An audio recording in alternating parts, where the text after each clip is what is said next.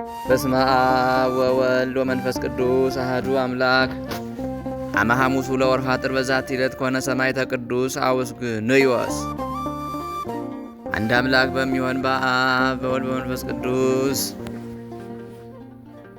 ስም ጥር 5 በዚች ቀን በከሃዲው ኡልያኖስ ዘመን የከበረ አውስግንዮስ ምስክር ሆኖ አረፈ። ይህም ከንጉሥ ቆስጠንጢኖስ ጭፍሮች ውስጥ ነው። እርሱም እግዚአብሔርን የሚያመልከው ለድሆችና ለምስኪኖች የሚመጸውት ነው። መስቀልም እንደ ከዋክብት በሰማይ እያበራ ንጉሥ ቆስጠንጢኖስ በክብር ባለቤት ጌታችን ኢየሱስ ክርስቶስ ከማመኑ በፊት በተገለጠለት ጊዜ ይህ ቅዱስ አውስግንዮስ ወደ ንጉሥ ቀርቦ እንዲህ አለው። ይህ ለክብር ባለቤት ጌታችን ኢየሱስ ክርስቶስ ምልክቱ ነው። በዚህም ጠላቶችን ታሸንፋለህ። ያን ጊዜ ከቆስጠንጢኖስ ሰራዊት ውስጥ ከዚህ ቅዱስ ሰው በቀር የክርስቶስን ስም ይጠራ ዘንድ የደፈረ የለም። ቆስጠንጢኖስ በከበረ መስቀል ምልክት ጠላቶቹን ድል ባደረገ ጊዜ እውነተኛ ክርስቲያን ሆነ። የሃይማኖትንም ሥልጣን አቁሞ ከፍ ከፍ አደረገ። ይህም ቅዱስ አውስግንዮስ ዕድሜው 110 ዓመት እስከሆነው ከቆስጠንጢኖስና ከልጆቹም ዘመነ መንግሥት በኋላ እስከ ከሃዲው ኡልያኖስ ዘመን ኖረ። በአንዲት ዕለትም በአንጾኪያ ከተማ በአደባባይ ውስጥ ወዲያ ወዲህ ሲመላለስ ሁለት ሰዎች እርስ በርሳቸው ሲጣሉ አገኝቷቸው ሊያስታርቃቸውና በመካከላቸው ሰላም ሊያደርግ ወዶ አስታረቃቸው። በመታረቃቸውም ደስታ አደረጉ፣ እርሱ የከበረ አረጋዊ ሰው ነውና። ከዚያም አንድ ክፉ ሰው ወደ ንጉሥ ኡልያኖስ ሄዶ ነገር ሰራበት። እንዲህም አለው፣ አውስግንዮስ በራሱ ፈቃድ ገዥና ፈራጅ ዳኛ ሆነ። ንጉሡም ይህን ቅዱስ ወደ እርሱ አቅርቦ ገሰጸው። ገዥና ፈራጅ ዳኛ አድርጎ የሾመህ ማን ነው አለው። የከበረ አውስግንዮስም መልሶ ነፍስ በእጁ የተያዘች የእግዚአብሔርን አምልኮት ትተህ አንተ ለረከሱ ጣዖታት ለምን ሰገድህ? ከአንተ በፊት የነበሩ ነገሥታትን ለምን አልተከተልካቸውም? እኔም እንዳንተ ወታደር ሆኜ ከቆስጠንጢኖስ ጋር 20 ዓመት ኖርኩ። ከልጆቹም ጋር ነበርኩ። ከእነርሱም ውስጥ እንዳንተ ያለ ጠባየ ክፉ የለም አለው።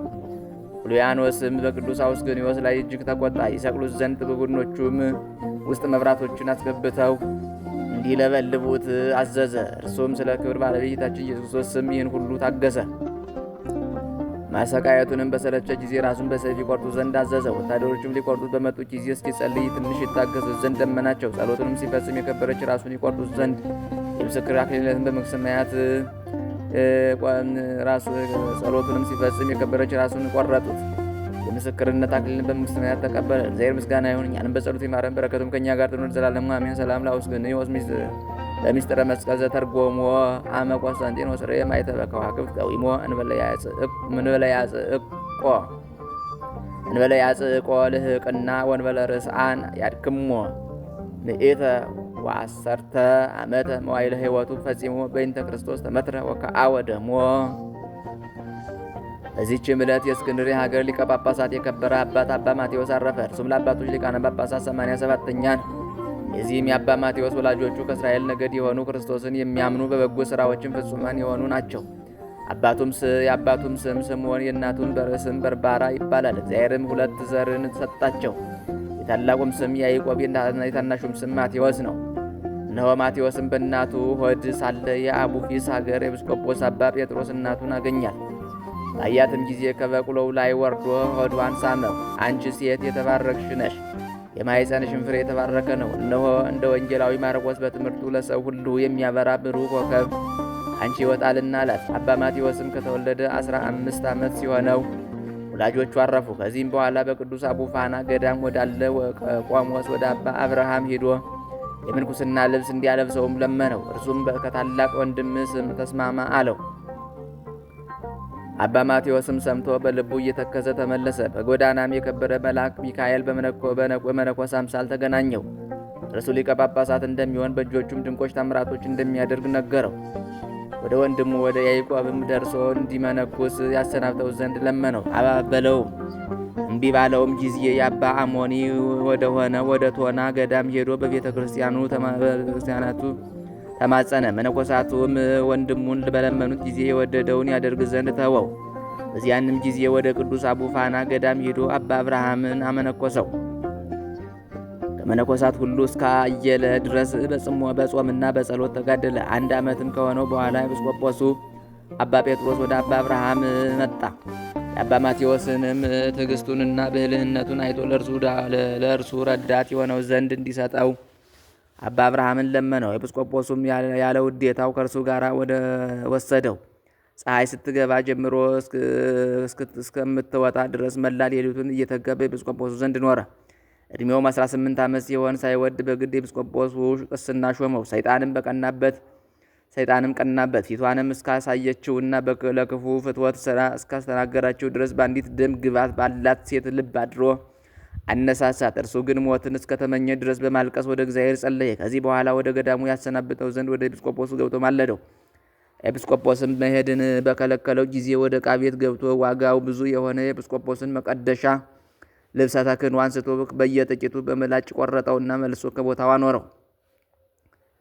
በማግስቱም ኤጲስቆጶሱ አባ ማቴዎስን መቀደሻዬን ልብሰ ተክህኖ አምጣልኝ ዛሬ ቀድስ ዘንድ አለው። ባቀረበለትም ጊዜ እንደ እንጨት ጥራቢ ሆኖ በፊቱ ወደቀ። ኤጲስቆጶስም ተቆጥቶ ይህን የሰራ ማን ነው አለ። አባ ማቴዎስም ይህንኝ አሁን ወደ ቦታዬ ካላሰናበትከኝ በዚህ ቦታ በዝሙት ከምወድቅ ከዚህ የበለጠ እሰራለሁ አለው።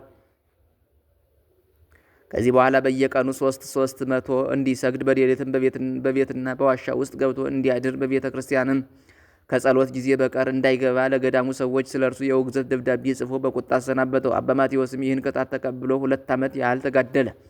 ኤጲስቆጶስም ትዕግስቱንና ቅንነቱን ሰምቶ የፍትሐትና የቡራኬ ቃል ላከለት።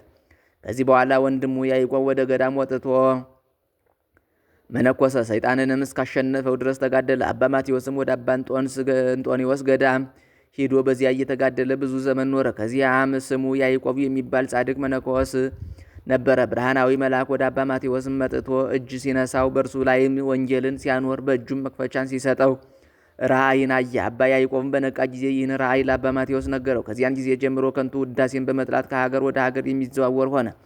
በአንዲት ዕለትም በቁርባን ቅዳሴ ላይ ሲያገለግል ጌታችን ኢየሱስ ክርስቶስን በመሰዊያው ላይ ተቀምጦ አየው። በታናሽ ሕፃን አምሳልም በጻሕል ውስጥ ተኝቶ ነበር።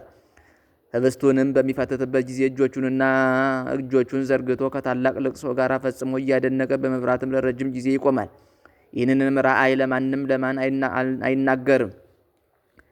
መምህሩም ለረጅም ሰዓት ሲቆም ባየ ጊዜ ያደንቅ ነበር። ይህንንም ይገልጥለት ዘንድ ወደ እግዚአብሔር ጸለየ። በአንዲት ዕለትም አባ ማቴዎስ እንደ ልማዱ ሊቀድስ ገባ። ጌታችንን ኢየሱስ ክርስቶስንም በሕፃን አምሳል በጻሕሉ ላብ ውስጥ ተኝቶ ህብስትንም መስሎ በአባ ማቴዎስ እጅ ሲቆረስ ለመምህሩ አበምኔቱ ታየው። አበምኔቱም አደነቀ። ለእኛ ለሰው ልጆች ይህን ታላቅ ጸጋ የሰጠህን አቤቱ ለአንተ ምስጋና ይገባል አለ። አባ ማቴዎስም ይህን ባየ ጊዜ የብረት ችንካር አመጣ። ተልቶ ከእርሱ ትል እስቲወጣ ድረስ በጉልበቱ ውስጥ በአርብ ቀን ቀረቀረው። ከዚህ በኋላ ወደ ደብረ ቁስቋም ሄዶ አብዝቶ እየተጋደለ በዚያ ኖረ። ወደ ላይ ቀና ብሎ ሲመለከት ጌታችንን የክብር ባለቤት ኢየሱስ ክርስቶስን በአባቱ ቀኝ ተቀምጦ የሚያየው ሆነ። ወደ ታችም ሲመለከት በውቅያኖስ ጥልቅ ውስጥ በጌትነቱ ክብር የሚያየው ሆነ። ከዚህም በኋላ ሊቀ ጳጳሳት አባ ገብርኤል ባረፈ ጊዜ ያለ ውዴታው ይህን አባት ሾሙት። እምቢ ባላቸውም ጊዜ ጠባቂዎች በላዩ አደረጉ። በማግስቱም ሊቀ ጳጳስና እንደሚገባው ያዩትን ራእይ ኤጲስቆጶሳቱ ሁሉም ነገሩት። አባ ማቴዎስም እንደማይተው ታውቆ በስውር ምላጭ ወስዶ ምላሱን ጎትቶ ቆረጣት። በዚያችም ሌሊት እመቤታችን የከበረች ድንግል ማርያም ወደ እርሱ መጥታ የሚያድን ቅባትን ቀብታ ምላሱን እንደ ቀድሞ አድርጋ መለሰችለት። ወደ እስክንድሪያም ወሰዱት። በነሐሴ 16 አምላክን በወለደች በእመቤታችን በቅድስት ድንግል ማርያም በበዓሏ ቀን ሊቀ ጵጵስና በሾሙት ጊዜ 3 ጊዜ ይገባዋል የሚል ቃል ከሰማይ ተሰማ። በክንዱ ላይም ያደርጉ ዘንድ የወንጌላዊ ማርቆስን ራስ አመጡ። እርሷም ወደ ላይ በረረችና አፉን ሳመች። ከዚያንም ጊዜ ወዲህ በቁርባን ጊዜ በወንበር ላይ አልተቀመጠም። በዓርብና በረቡዕ ቀን ከሰው ማንም ወደ እርሱ ቤት የሚገባ የለም። ወንድሙ ውድም አስፈሬ ነግሶ ሳለ የኢትዮጵያ ንጉሥ ዳዊት እንደሚነግስ ትንቢት ተናገረ።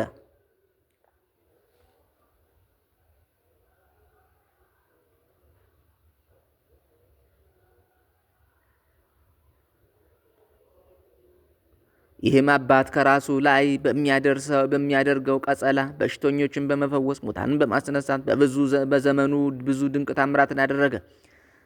በዘመኑም ከምስር ስልጣን በታች ክፉ ሹም ተሾመ። ሊቀ ጳጳሳት ማቴዎስንም አስቀድሞ የሌለ ግብርን ሊቀበለው ሽቶ ግድ አምጣ አለው። በከለከለውም ጊዜ ታላቅ የሆነ ድብደባን ደበደበው። ተሸክመው ወደ ቤት ወሰዱት። በዚያችም ቀን ከዚህ ዓለም ጻዕር ታሳርፈው ዘንድ እመቤታችን ቅድስት ድንግል ማርያምን ለመናት። እርሷም ተገልጣ ዘንድ ከ8 ቀን በኋላ ታርፋለህ ብላ ነገረችው።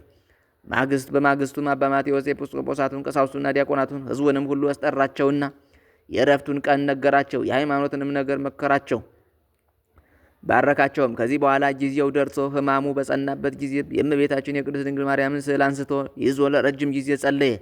ስዕሊቱንም ተሳልሞ ሳማት። ፊቱንም በመስቀል ምልክት አማተበ። ክርስቶስን የሚያምኑ ምዕመናን ያሉበትን ሀገር ሁሉ ባረከ። በእሁድ ቀንም በሰላም አረፈ። ለእግዚአብሔር ምስጋና ይሁን፣ እኛንም በዚህ አባት ጸሎት ይማረን፣ በረከቱም ከእኛ ጋር ትኖር ዘላለሙ አሜን። ሰላም ለማቴዎስ እምካለ አኒሁ ዘተበጽአ ሶበ ክብረ ዓለም ጸላ ምክረ ማርያም ድንግል እንዘ ይሰም ሰሚአ እንተ መተረ ልሳኖ ሀበ ህላዊው አግብአ አመ ምኒሃ ቅባ ፈውስ ተቀብአ። በዚችም ቀን የአኖሬዎስ የሌሎችም የሴቶችና የወንዶች የሮማዊው ለንጊኖስ የአባ አርሳኒን የጎበኘችው የእለእስክንድርያ የአውስያ መታሰቢያቸው ነው። በረከታቸው ከእኛ ጋር ትኑር ለዘላለሙ አሜን። ሰላም ለአውስያ እንተ ተመይጠት እምካይዳ እግዚአብሔር ጊዜ ፈቀዳ አምሃዝዋ ላቲው አቅረብዋ ለፍዳ ሶበ ከልኻ ማይከሎሙ ፈረሰ ቴዎድሮስ ወልዳ ማይበራ አጋንንት ተሰሩ ወወዩ አውዳ